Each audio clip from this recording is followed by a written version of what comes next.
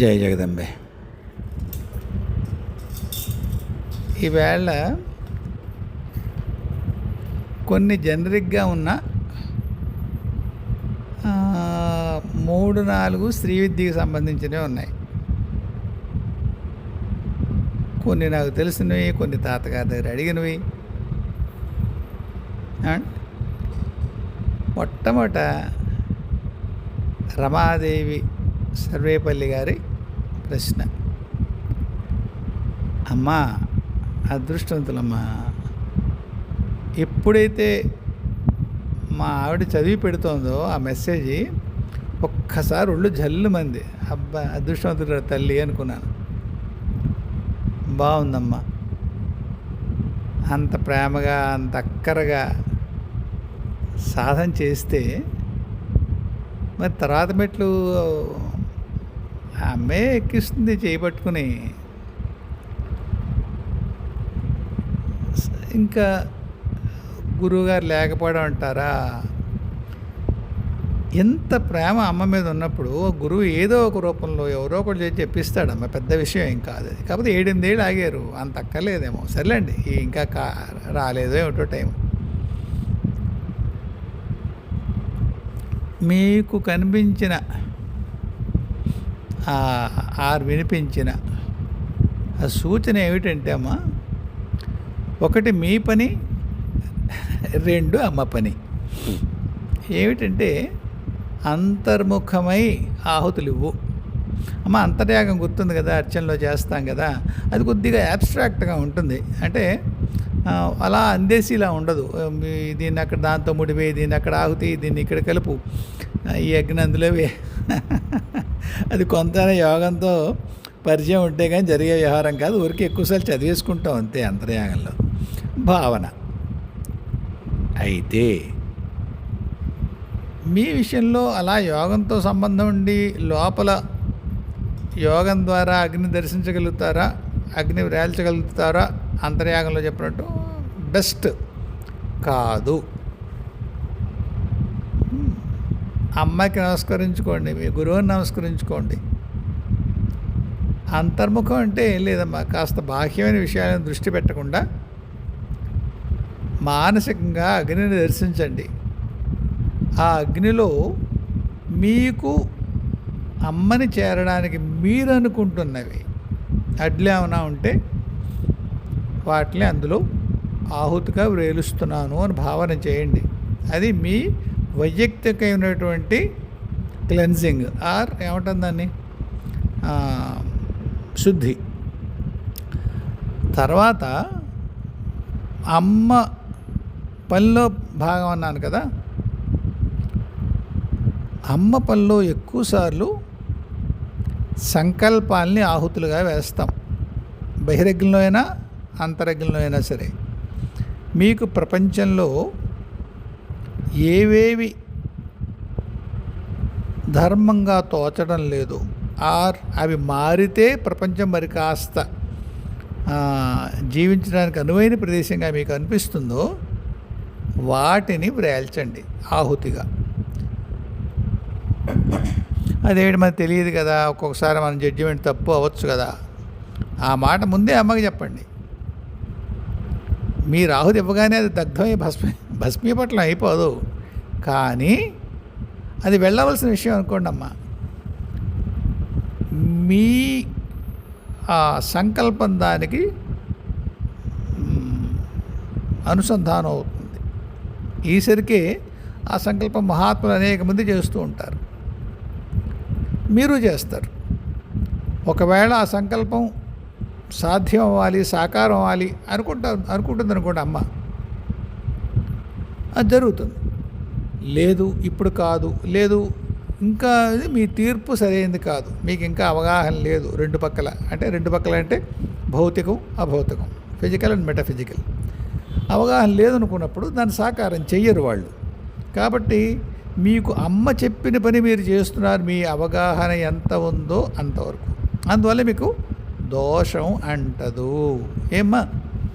కాబట్టి ఆ అంతర్ముఖులై, అంటే ఇందాక నేను చెప్పినట్టుగా బాహిరమైనటువంటి భౌతికమైన విషయాల నుంచి దృష్టిని మరల్చి అంతస్తులో అగ్నిని దర్శించండి, హోమాగ్నిని. అందులో ఏవేవి వ్రేల్చాలో ఆహుతులుగా అవి ఇది ఆహుతిస్తున్నాను అనుకోండి. మంత్రం స్వాహ అనాలా, ఇంకోటి ఏమైనా అనాలా, పల్లవం ఏమేమి పెట్టాలి చివరిలో, అంత ఆలోచన చేయకండి. భావన మాత్ర సంతుష్ట హృదయ కదూ అమ్మా, మీరు అనుకున్నది ఆవిడకి అర్థం అవుతుంది. అందున ఆవిడే చెప్పింది అంతర్ముఖమై ఆహుతులి నాన్న అని. ఇంకేం తల్లి, మహారాణిలో వేయండి, ఆ అంతరగ్నిలో ఈ ఆహుతులు వేయండి. అమ్మ సంకల్పం, మీ కృషి, మీ పరిశ్రమ అవి సాకారాలై మీకు ప్రపంచానికి కూడా శుభం అవ్వాలని అమ్మని ప్రార్థిస్తాను. బాగుందమ్మా, నమ్మి చేస్తే అంతే తల్లి, నమ్మి చేస్తే అంతే. ఆవిడ లక్ష్మి గారు చెప్పారే, సమయం దొరకదు అని చెప్పే వాళ్ళకి ఎలా సమయం చేసుకోవచ్చో ఈ అమ్మ చూపించారని. అలాగా బాగుంది తల్లి. నమస్కారం మీకు, మీరు ఆరాధించే అమ్మకి కూడా. తర్వాత నంది విద్య అంటే ఏమిటి అని అడిగారు సరిత కాబోలు. నంది విద్య అంటే అమ్మవారిని రకరకాల మంది దేవతలు రకరకాల బీజాక్షరాలతో కొలిచారమ్మ. కాది విద్య, హాది విద్య అంటారు, విని ఉంటారు కదా. పంచదశి కాది విద్య, హాది విద్య ఇక్కడ అనలేను కానీ పైకి హకారంతో మొదలవుతుంది. అందులో ఒకటి మన్మధుడు చేసింది, ఇంకోళ్ళు ఎవరో చేశారు, నా పేరు గుర్తురావట్లేదు. అంటే దీక్ష అయిన వాళ్ళకి తెలుస్తుంది అది. ఒకటి మన్మథ విద్య, ఒకటి ఇంకోళ్ళు ఎవరు చేశారో ఒకసారి చూడాలి నేను. ఇంకొకటి లోపాముద్రమేమో అని మావిడ గుర్తు చేస్తుంది నాకు. కాబట్టి ఒకటి మన్మధుడిది, ఇంకోటి లోపాముద్రది అనుకుంటాను. అది చెప్పానుగా మీకు. అది మామూలుగా మనం చెయ్యమమ్మా, అది ఆ మంత్రాలు చేయమనుకోండి. సరే, మీకు ఊరికే ఇది ఉదాహరణ కోసం చెప్తాను. మను విద్య, చంద్ర విద్య, చంద్రమండల విద్య, అక్కడ కూడా విద్య అంటే మంత్రం. ఎవరో చెప్పారు, మరి షణ్ముఖ శర్మ గారు చెప్పారో ఎవరు చెప్పారు నాకు గుర్తు లేదు. ఎక్కువ స్త్రీ మంత్రాలని విద్య అంటారు అన్నట్టుగా గుర్తు. ఒకవేళ ఆయన చెప్పి ఉండకపోతే ఇది ఆ దోషం నాదే, ఆయనది కాదు ఏమండి. ఇది నా అర్థం చేసుకోవడంలో ఈ దోషం ఉండి ఉండొచ్చు. సరే, ఏదైనా కానీ మరి నిజానికి కొన్ని పురుష మంత్రాలను కూడా విద్యలు అంటారు. ఎనీవేస్, అది ఇప్పుడు అది డిస్కషన్ కాదు. కానీ నంది విద్య అంటే అది నంది అమ్మవారిని ఉపాసన చేసినటువంటి మంత్రం. 4 అక్షరాల మంత్రం అది. ఇప్పుడు ఈ ప్లాట్ఫామ్ మీద అనడానికి ఏమీ లేదు. 2 నేను మీ గురువుని కాదు కనుక అది చెప్పేందుకు సందర్భం కాదు. కానీ మీరు అర్థం చేసుకోవాల్సింది ఏంటంటే అది నంది అమ్మవారిని ఉపాసించినటువంటి మంత్రం, చతురక్షరి. ఏమ్మా, ఇకపోతే మీరు ఒక మాట అన్నారు, ఎక్కువ నెగిటివ్ మీద ఫోకస్ ఉంటుందని. అది ఉంటుందమ్మా, ఒక్కోసారి ఉంటుంది. అంటే ఎప్పుడో దెబ్బతిని ఉంటాం బాగా జీవితంలో. ఈ జన్మ కావచ్చు, ముందు జన్మ సంస్కారం ఇప్పుడు మన దగ్గర ప్రతిఫలిస్తూ ఉండొచ్చు. ఏదైనా ఎంత భయపడిపోయి ఉంటామంటే, ఫల్నా లక్షణం వల్ల ఉంది, ఇబ్బంది పడ్డాం, ఫల్నా గుణం ఉంది, ఇబ్బంది పడ్డాం, ఫల్నా పని చేసాం, ఇబ్బంది పడ్డాం. కాబట్టి ఇది తప్పు, ఇది ప్రమాదం, ఇది చేస్తే ఇలా అయిపోయాను, ఇది చేస్తే ఇలా అయిపోయాను, ఇది చేస్తే ఇలా. ఈ అనుభవం కారణంగా, అంటే ఇంగ్లీష్లో ఒక సామెత ఉంటుంది, వన్స్ బిటన్ ట్వైస్ షై అని. దాన్ని ఎలా చెప్పాలి తెలుగులో? తినాలి రావట్లకి పిల్లి కథ చెప్తామే. ఒకసారి వేడి పాలు తాగిస్తే మూత అందులో పెట్టింట, మూతి కాలింది. తర్వాత చల్లటి పాలు ఇస్తే కూడా ఊదుకుని తాగిందంటారు. భయం. ఆ భయం మూలాన్ని ఇందులో ఏం తప్పు ఉందో, ఇందులో ఏం తప్పు ఉందో అని చూసేటువంటి ఈ లక్షణం వచ్చే అవకాశం ఉంది. కానీ మంచిది కాదు అది. మంచి భయమే అది. సరి చేసుకోవాలి, లేదా ఎదుటివాడు ఉందేమో, జాగ్రత్తగా ఉండాలి. ఇది మంచిదే, భావం మంచిదే, కానీ అది దాని యొక్క ఈ సాకారం అయ్యే పద్ధతి ఉందే, అన్నింటిలోనూ దోషం చూడడం, అది మంచిది కాదు. ఎదుగుదలకు అస్సలు మంచిది కాదు. ఒకటి, దీనికి కరెక్షన్ అవకాశం ఉంది. ఎందుకు? ఎప్పుడైనా సరే సరి చేసుకుందుకు మొట్టమొదటి మెట్టు ఆ లక్షణం మనలో ఉంది అని గుర్తించడం, ఒప్పుకోగలగడం. సాధారణంగా తప్పెక్కడ జరుగుతుంటేనమ్మా, ఎవరో మనకైన వాళ్ళు చెప్తారు, అదేంట్రా అలా చేసావు. లేదు గురు, నేను చెయ్యను, అసలు వాడలా చెయ్యబట్టి దానికి ఇలా రెస్పాండ్ చేశానంతే. అదర్వైజ్ అసలు ముట్టనే, ఆ జోలికి వెళ్ళనే, ఆ మాట అన్నాను నేను. అరే రే రే, అసలు వినవా? అవతల వాడు ఏం చెప్తున్నాడు వినకుండా, పల్నావాడు అలా చేసి ఉండకపోతేనే ఇలా చేశాను. లేదు, వెంటనే నువ్వు మాత్రం అలా చేయలేదా?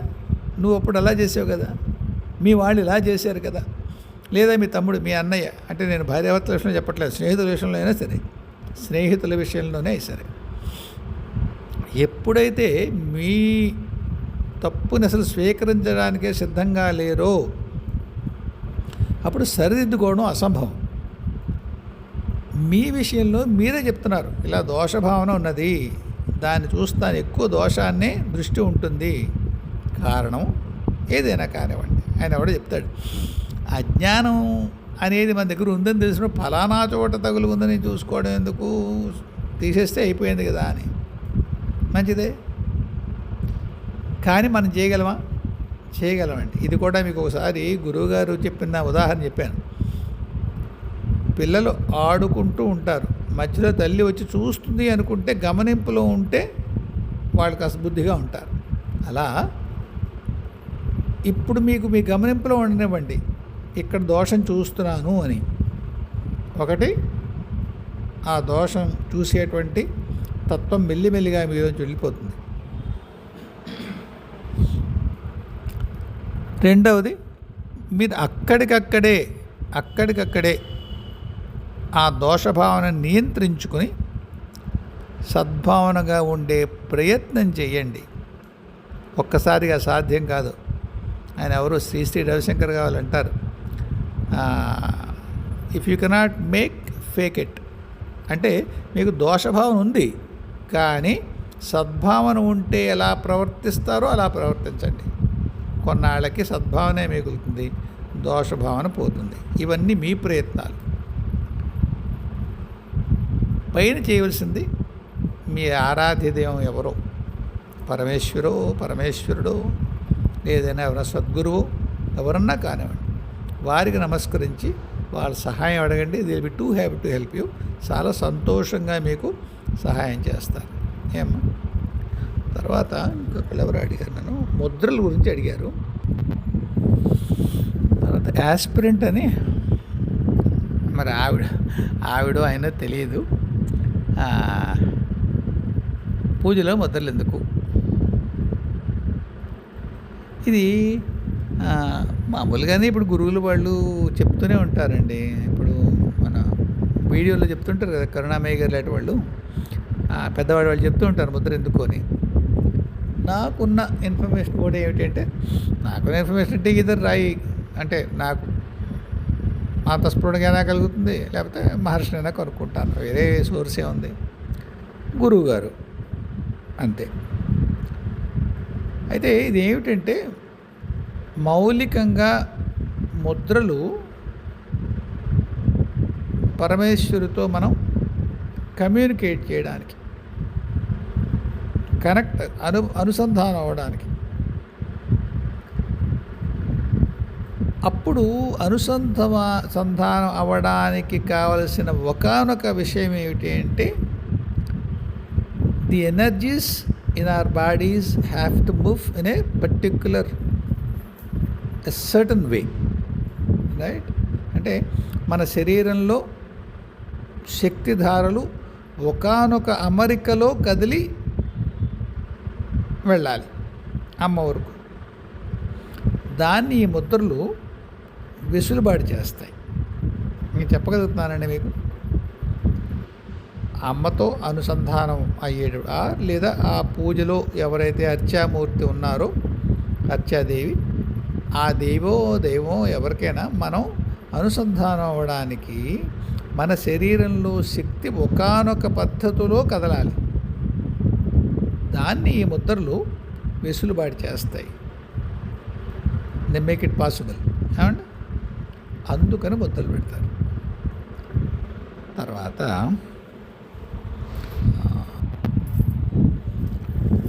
సత్య అడిగారు,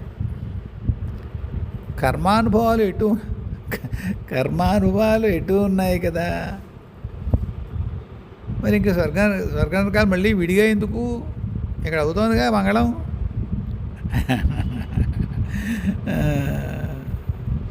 అది ఎలా ఉంటుందంటే, ఒక సంస్కృతిలో చాలా ఇష్టమైన శ్లోకం నాకు అది.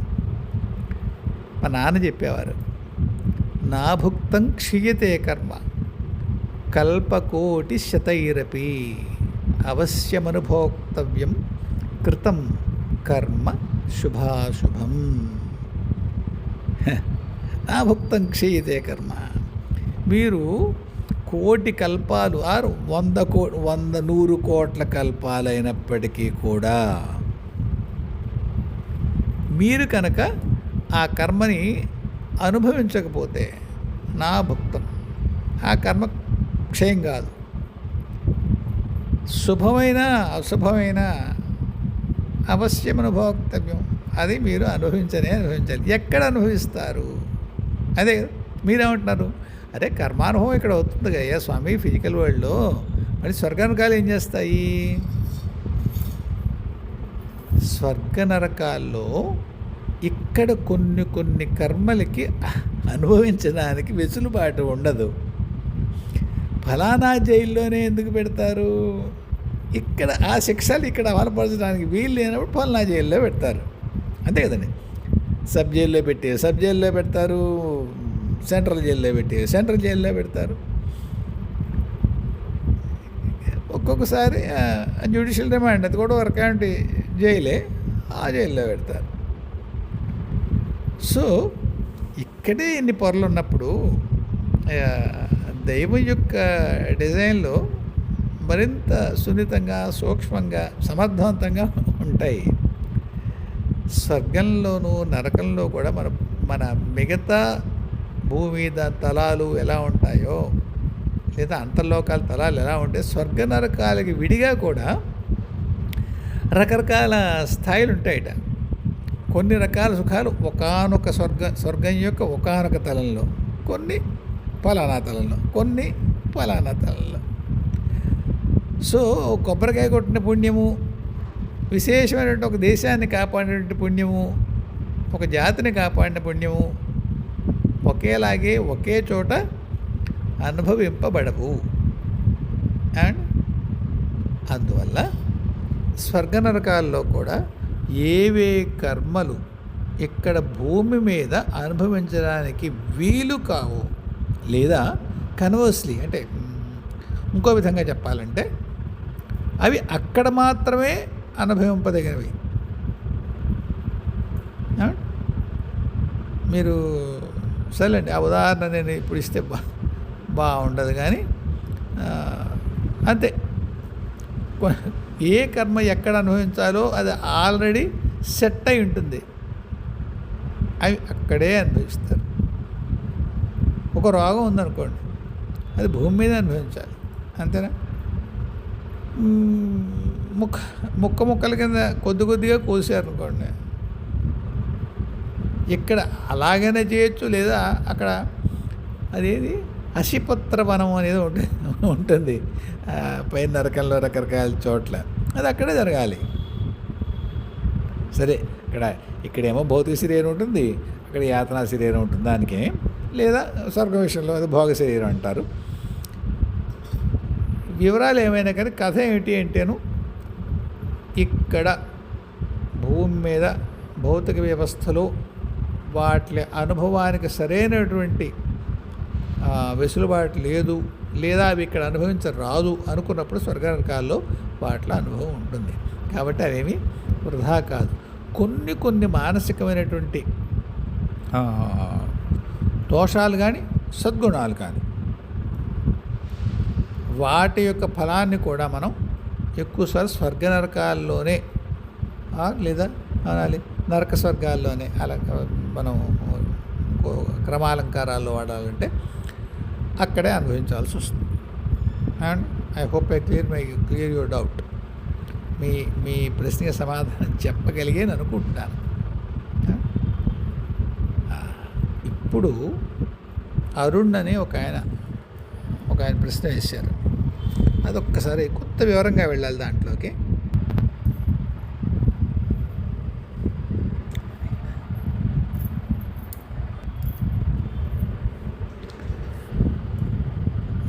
అరుణ్ ఏమంటారంటే, సాధన చేసేవాడిని కొన్ని జీవితంలో జరిగిన కొన్ని ఇబ్బందికరమైన అనుభవాల కారణంగా ఒకలాంటి నిరాశ, మనస్సు బలహీనపడడం, డిప్రెషన్ అనొచ్చు మనం. ఒక్క మాట మనకి అందరికీ సులువుగా అర్థమయ్యే పదం డిప్రెషన్. దీనివల్ల పూర్వం లేని భయం, పూర్వం సాధన చేసేటువంటి నామపారాయణ అయినా సరే అప్పుడు లేని కొన్ని అవలక్షణాలు, సాధన కుదురుగా చేసుకోలేకపోవడం, ఇవన్నీ ఉన్నాయి అన్న. మీకు ఒక ఉదాహరణ చెప్తాను, ఒక కథ. డిప్రెషన్ పరమ భయంకరమైనది, దాన్ని రానివ్వకండి. ఏం చేస్తారో చేయండి, కానీ డిప్రెషన్లోకి మాత్రం వెళ్ళకండి. ఇది చాలామందికి బాగుంటుంది. అంటే నేను అరుణ్ గారిని మిమ్మల్ని ఏమంటలేదు, అలా అనుకోకండి. డిప్రెషన్ ఉన్న చాలామంది అదొక ఏమంటారు దాన్ని, that is something you flaunt around. తెలుగులో మీరు దాన్ని పెద్ద ఒక భుజకీర్తిలాగా దాన్ని భుజం పెట్టుకుని ఆనందపడిపోతుంటారు జనం. నేను డిప్రెషన్ అయిపోతాను, చాలా త్వరగా డిప్రెషన్లోకి వెళ్ళిపోతాను గురు. మంచి లక్షణం కాదు అది. అంటే కొద్దిగా కసిగా ఏమైనా అనాలని ఉంది, కానీ అరుణ్ గారు ఆయన అన్నా అనుకుంటాడేమో అని చెప్పి ఆగుతున్నాను. ఎందుకంటే ఆ అబ్బాయి ప్రశ్న వేసాడు కనుక. అది ఒక సున్నితం నేను అని చెప్పుకుంటారు. చాలా త్వరగా హర్ట్ అవుతానండి, నాకు అభిమానం ఎక్కువ. వాళ్ళకాడు అంత అభిమానం, అంత త్వరగా హర్ట్ అయితే చచ్చిపోతాం జీవితంలో, పనికి రాకుండా అయిపోతాం. ఫర్ గాడ్ సేక్ అది ఎటువంటి మంచి లక్షణం కాదు, వదులుకోండి. ఎవరైనా సరే, అరుణనే కాదు, ఎవరైనా. సున్నితత్వం అంటే త్వరగా హర్ట్ అవ్వడం అనేటువంటి మీ అర్థం ఉంటే తీసి తక్షణమే చెత్త కుప్పలో వేయండి ఆ లక్షణాన్ని. Nothing short. Treated with the contempt it deserves. అది ఎంత దుష్టమైన లక్షణమో దాన్ని చెత్తలోనే విసరాలి. దుఃఖపడడం, నాకు త్వరగా దుఃఖం కలుగుతుంది, నాకు త్వరగా బాధ కలుగుతుంది, త్వరగా నిరాశలోకి వెళ్ళిపోతాను. సరే, మీకు కథ చెప్తాను కదా. ఒక ఇల్లాలు కొత్తగా పెళ్ళయింది, బాగుంది. మగుడు అరిచేతుల్లో నడిపించుకుంటాడు, అంటే అంత ముద్దుగా చూస్తాడు. ఎంత బాగుంది జీవితం, ఎంత బాగుంది జీవితం, సాధ్యం అది, అబ్బెబ్బే ఏదో తేడా ఉంది అని అక్కడ లేని కష్టాలను ఊహించుకుని మొగుడిని ఇబ్బంది పెట్టి నరకానికి గురి చేసి తను స్వయంగా నరకానికి గురై చక్కటి సంసారాన్ని నిప్పుల పాలు చేసుకుంది తల్లి. పైగా నాకు డిప్రెషన్, నేను ఏం చేయను అన్నావు. నేను త్వరగా డిప్రెషన్లోకి వెళ్ళిపోతానండి. మహా తెలివైనది అకాడమిక్గా సంసారం దగ్గరకు చక్కబెట్టుకోవడం విషయంకి వచ్చేసరికి అదొక అహంకార లక్షణం. అహంకారం అంటే మళ్ళీ చెప్తాను కదా, మీరు ఎద్దనపూడి నవలలో హీరో లక్షణాలు, హీరోయిన్ లక్షణాలు తీసుకో. అహంకారం అంటే అది కాదు, అది వేరే. నవల్లో మనం బాగుంటుంది, అది వేరే. మన స్పిరిచువల్ లాంగ్వేజ్లో మాట్లాడుకున్నప్పుడు ఆధ్యాత్మిక పరిభాషలో అహంకారం అంటే నేను అనేటువంటి స్ఫురణ. నేను సంతోషించాను, నేను బాధపడ్డాను, నన్ను అవమానించారు. ఇది పరమ దరిద్రమైన లక్షణం, చాలా ఇబ్బంది పెడుతుందని. ఆధ్యాత్మికంగాను, సామాజికంగాను, భౌతికంగా సర్వ విధాల నేను బాధ పెడుతుంది. సరే, ఇంతకీ పిల్ల దాన్ని ఏదో అంటారండి, అటెన్షన్ సిండ్రోమో ఏదో అటెన్షన్ డెఫిషియన్సీ సిండ్రోమో ఏదో అంటారు అనుకుంటాను. ఆ సిండ్రోమ్ కారణంగా, ఆ లక్షణం కారణంగా ఎంత హింస పెడితే, అంటే ఎంత విపరీతంగా రియాక్ట్ అయితే భర్త భరిస్తాడు చూసుకోవాలంటే, ఎంత నేను ఏం చేసినా నా భర్త నన్ను ప్రేమిస్తాడా లేదా అని పరీక్ష. మొగుడి మీద కోపం కాదు, అయిష్టం కాదు, తన మీద తనకి ఒక అపనమ్మక. ఏదో ఎంట్రన్స్ రాస్తూ ఎదురుకుండా మొగుడిని కూర్చోమంటుంది. ఏమిటే ఎందుకే కూర్చోవడం అంటాడు ఆయన. నేను టెడ్డీ బేర్ అనుకున్నావా అని. లేదు, మధ్యలో చదువుకుంటే నేను ఒకసారి చూసుకుంటా. తెల్లవారు చదువుకుంటే వాడు ఎదురుకుండా కూర్చోవాలా? న్యాయమేనా? సరే, ఇలాంటివి చేసి ఆ అమ్మాయి ఏం చేసింది తెలుసా? ఎందుకేను కిటికీ తలుపులు మూసేసేది బెడ్రూమ్వి. ఏనాడు చీకటే. హాస్పిటల్ నుంచి వచ్చిందో తిన్నగా గదిలోకి వెళ్ళిపోయి కిటికీలు వేసి కూర్చునేది. ఇంకా అత్తగారు లేదు, మామగారు లేదు, మరుదులు లేదు, టీవీ లేదు, వాళ్ళ ఏమీ నవ్వనేది లేదు జీవితంలో. అప్పుడు ఏం జరిగిందంటే, ఆమె మనస్సు కొన్ని ప్రదేశాలకి ప్రయాణం చేసింది. సూక్ష్మ శరీరం నుండి పోనీ మనకు అర్థమయ్యే భాషలో కొన్ని నిర్జనమైనటువంటి, వదిలివేయబడి, డిజర్టెడ్ అంటారు కదా, అబాండన్డ్, అటువంటి ఇళ్ళకి, అటువంటి ప్రదేశాలకి వెళ్ళడం మొదలెట్టింది. తర్వాత ఏం జరుగుతుంది? అక్కడ ఉన్న చీకటి జీవులు కొన్ని అమ్మాయిని పట్టుకున్నాయి. అంటే ఆ భర్తకి ఆ అమ్మాయి కళ్ళల్లో వేరే జీవి స్పష్టంగా కనిపించేది. చూపులో ఉలిక్కి పడేవాడట ఆయన. మాయ్, ఇది తేడాగా ఉంది ఇది అని తెలిసిపోయేది చూపులో. సరే, పెద్దవాళ్ళు ఎవరో నాకు చెప్పారు, రే అబ్బాయి ఒకసారి చూస్తాడు దాన్ని అని. నమ్ముతారా? గ్రామ దేవతల దగ్గర నుంచి శ్యామలాదేవి వరకు ఎంతోమంది సహాయం చేయడానికి ప్రయత్నం చేశారు. మేము వెళ్తాం, ఆ ఎంటిటీని తీసేస్తాం, ఆవిడ లోపల నుంచి మన్నాడు మళ్ళీ తెచ్చేసుకుంటుంది. మా గురువుగారు, శ్యామలమ్మ ఇద్దరు ఒకటే మాట అన్నారు, రే నాన్న, మనం ఏం చేసినా అది స్వాగతిస్తున్నంతసేపు ఆ ఎంటిటీస్ వస్తాయి. మనం అంతకంటే దాని జోలికి వెళ్ళకూడదు. వెళ్ళొచ్చు ఎప్పుడు? మీరు మళ్ళీ దానికి ఒక తాంత్రిక ప్రక్రియ చేసి దాన్ని కట్టు చేసి ఎవరూ రాకుండా చేయడం, దాని ఆరాలోకి చేయొచ్చు. కానీ ఎప్పుడైతే ఈ ఆరా ఓనర్ ఎవరు? ఈ అమ్మాయి. ఆ అమ్మాయి కాదనుకున్నప్పుడు మీరు చేసే ఏ ప్రక్రియలు ఉపయోగం ఉండదు. తావేజ్ కట్టారండి, రక్షరే కట్టారు, తెంపి బయటపడేసింది అనుకోండి, దానికి ఎంటిటీ తెంపక్కర్లేదు. ఈ పిల్ల ఏ గోవాలంతాను అని తీసేస్తుంది. అప్పుడు ఏం చేస్తారు? మీరు చేసే ఏ రక్ష పనికి వస్తుంది? నాన్న కాళ్ళు కడుక్కు ఇంట్లోకి రారా, లేకపోతే పనుల ఇబ్బంది ఉంది అన్న అనుకోండి. ఉంటే ఉండని ఇబ్బంది, నేనైతే కాళ్ళు కడుక్కోను అన్నా అనుకోండి, you are directly inviting the negativity into your house by effort. మీ ప్రయత్నంతో ఒక చీకటి జీవిని, చీకటి శక్తిని మీ ఇంట్లోకి ఆహ్వానిస్తున్నారు మీరు. మీ జీవితంలోకి ఆహ్వానిస్తున్నారు. అప్పుడు నెక్స్ట్ ఏంటి? భయమేగా. మీరేమి చీకటి జీవితులు కాదు కదా, మీరు భౌతిక జీవితంలోనే ఉన్నారు.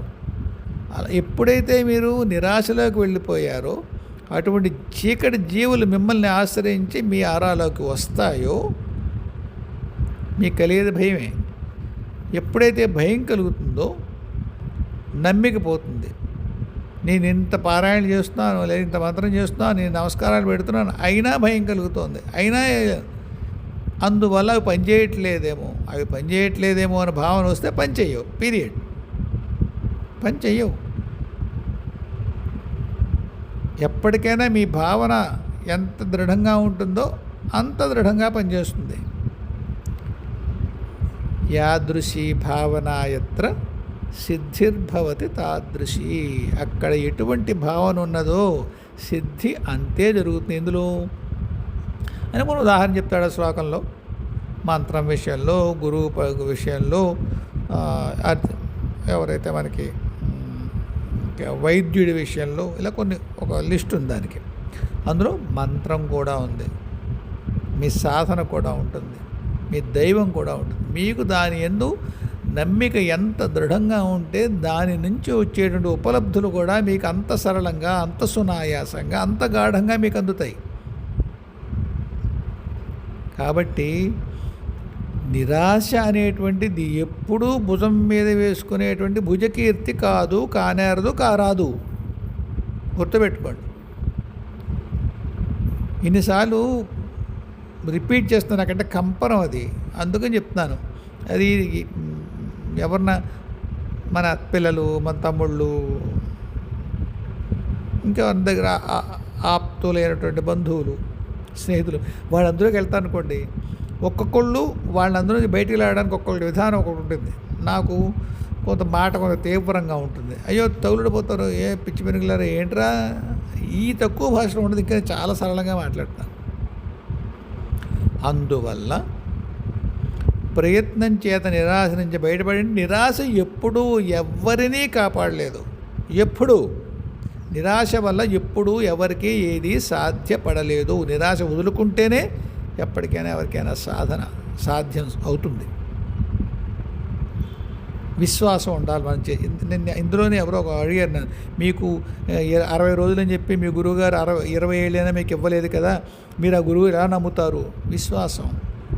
విశ్వాసం జరగడం బట్టి జరగకపోవడాన్ని బట్టి ఉండదు. ఆయన చేయగలడు, గురువు అని తెలుసు, సమర్థుడని తెలుసు. ఏమో ఏ కారణం ఉందో అనుకోవాలంతే. 20 ఏళ్ళుగా ఉన్నానుగా, అదే మార్గంలో ఉన్నాను. విశ్వాసమే. కాబట్టి అరుణ్, మీకు నేను చెప్పేది ఏంటంటే, నిరాశ దగ్గరికి రానివ్వకండి. ఎలా దాన్ని వదులుకుంటారో వదులుకోండి. సులువే. ఒకసారి మీకు మీ కష్టాలన్నిటికీ, మీ దుఃఖానికి మూలకారణ నిరాశ అని తెలిసినప్పుడు వదులుకోవడం సులువే. అది ఎట్టి పరిస్థితుల్లోనూ భుజకీర్తి కాదు. మళ్ళీ చెప్తున్నాను. ఒక సరైన సంస్కృతం సరిగ్గా చెప్తున్నాను తెలియదు, కానీ ఆంజనేయ స్వామి అంటే సుందరకాండలో,